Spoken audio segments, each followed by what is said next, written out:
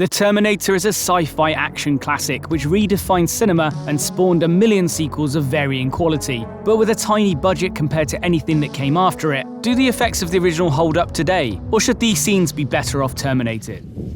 I'll be back. Did Terminator stand the test of time? Well, yes and no. Join me as I take a closer look. It's worth noting that this movie came out in 1984, where special effects really weren't that special, and computing power was enough to warm up your soup in the microwave and not a lot more after that. All the effects in Terminator were revolutionary at the time, but looking through today's lens, what holds up and what crumbles like a skull under the weight of a T-800? In late 1982, when James Cameron's dream film project was finally greenlit, with an initial budget of $4 million, he knew his biggest challenge would be bringing the T-800 endoskeleton to life for the film's big finish. With the legendary filmmaker's tool of choice CGI still years away from being able to make a robot look real, Cameron saw the T-800 endoskeleton shots being filmed with stop-motion animation technology. This is an animation technique where an artist physically moves a doll or puppet so that it appears to move on its own. In a less horrific setting, you might have seen it used on Wallace and Gromit or Chicken Run. It works as the puppet is moved in a small increment, photographed in a single frame, then moved slightly and pictured again. Repeating this process creates an illusion of movement when the series of film frames is played in a faster sequence. It also makes the person doing it want to be terminated themselves due to boredom. Cameron must have been a glutton for punishment, because he wanted to film all the T-800 endoskeleton shots in this way. The late special effects legend Stan Winston talked him out of it and insisted he could create a full-sized animatronic puppet instead for the performance. Cameron took this on board, and we'll take a closer look into this effect a bit later. But although the puppet saved the effects teams another 6 months of tedious stop motion, there were still scenes of the T-800 in full flow, and I use that term loosely, that couldn't be done another way. That's where Doug Beswick came in, the head of the construction team tasked to make the miniature T-800 puppet. This needed movable joints that could lock into place, yet were still easy to reposition for each frame. Beswick had to copy Stan Winston's full-size T-800 endoskeleton piece by piece, only on a scale 1/3 the size, standing at an almost cute 2 feet tall. Once this was done, he handed that to the effects company Fantasy 2 to animate this tiny murderer.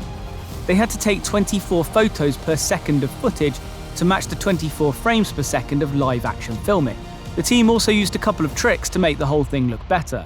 First was the fact Arnie got himself a limp when being hit by a truck.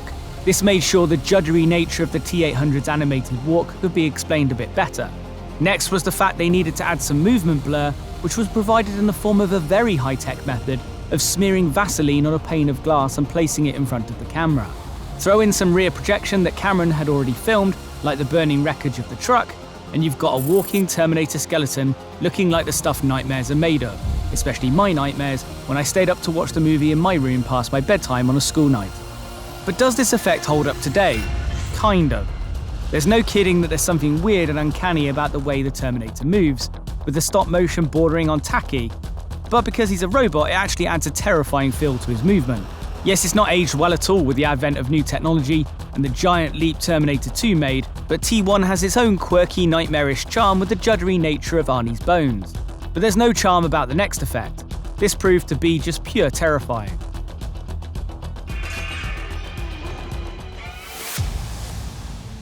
As we've already looked at in pre-production for the movie, Cameron's top priority was to make a believable robot. Before metal skeleton models the team settled on, when it came to mid or close shots, there was talk of using a C-3PO type suit where an actor would be inside a metal casing. But Cameron wasn't too keen. He knew straight away that this would need an audience to imagine a man inside a suit, inside Schwarzenegger.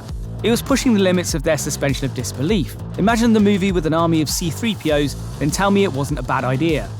But the tiny issue here is that no one had ever done a robot on screen that wasn't just a bloke in a suit, let alone a bloke in a suit trying to kill a bloke who wasn't in a suit. After deliberating on this suit inception, Stan Winston came to the rescue. He convinced the director that he and his team could achieve a huge number of shots with full-size puppetry. Enter a full-sized, wearable puppet, the likes of which would ruffle a few feathers if seen at your average Punch and Judy show. Puppeteer Shane Mahan wore the Contender for Halloween costume of the 80s strapped to his back, while individual operators took charge of controlling the head and eyes with a remote control. Making these wearable puppets and the other Terminator clones without actually summoning an army of robots wasn't easy. The first Terminator bot was made of a plastic material with a metallic look, just like a lens cap that might have the look of chrome but is actually very crappy plastic. The team would run the robot pieces through an electrostatic process to apply a metallic finish, but when shooting the movie, they found that it chipped very easily, like a tooth after a few drinks. The problem is, this wasn't a Power Rangers action figure, this was the antagonist in a heavy action film that was being constantly bashed through walls. So by the end of shooting, the endoskeleton puppets were literally patched together with paint and tinfoil. There were little patches all over them to hide where the metallic finish had flaked off. These were before the days of James Cameron being worth $1 gazillion and went full Jacques Cousteau. So the big puppets were made of the kinds of plastic Greta Thunberg would have had a few words to say about. This is all wrong. However, on screen, they looked great. The end chase is genuinely disturbing and completely believable.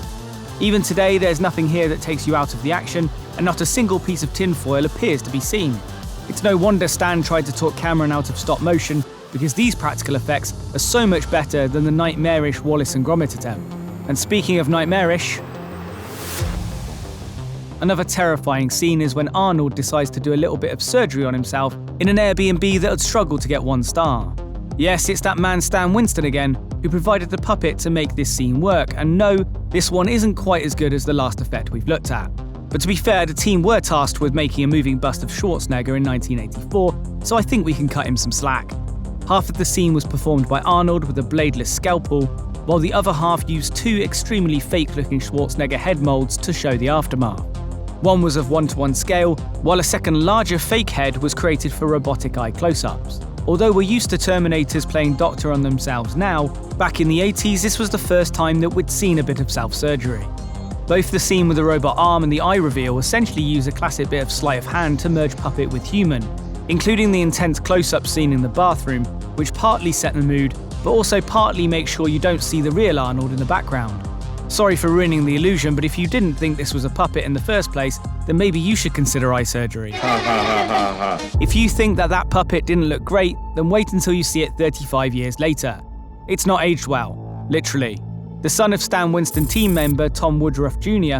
took a few pictures when he and his dad visited the animatronic bust at the Profiles in History auction house in 2019. What they were faced with was a head that looked less like Arnold Schwarzenegger and more like Arnold Schwarzenegger if he ended up being trapped in a microwave. Still, that didn't stop Tom from trying to recreate the behind-the-scenes shot that was taken at the time of shooting. Admittedly, both heads had seen better days. But did it age well on screen? No.